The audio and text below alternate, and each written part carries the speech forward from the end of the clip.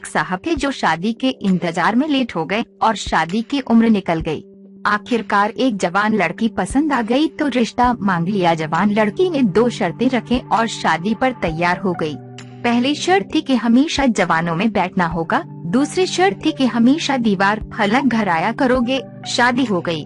बाबा जी जवानों में ही बैठते और गप्पे लगाते। युवा जाहिर है सिर्फ लड़कियों की और प्रेम की ही बातें करते हैं। बाजार के रेट से उन्हें कोई इंटरेस्ट नहीं और नवे दीवार चीन जैसे चीजों से उन्हें कोई लेना देना था। बाबा जी मूड हर समय रोमांटिक रहता।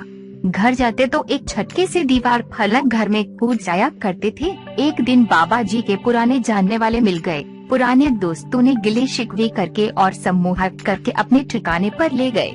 अब वहाँ क्या बातें होना थी। यार घुटनों के दर्द से मर गया हूँ, बैठकर नमाज पढ़ता हूँ। यार मेरा तो वजू ही नहीं रहता।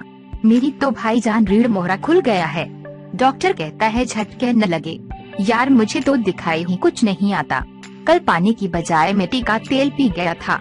ड्रिप लगी है तो जान बची है।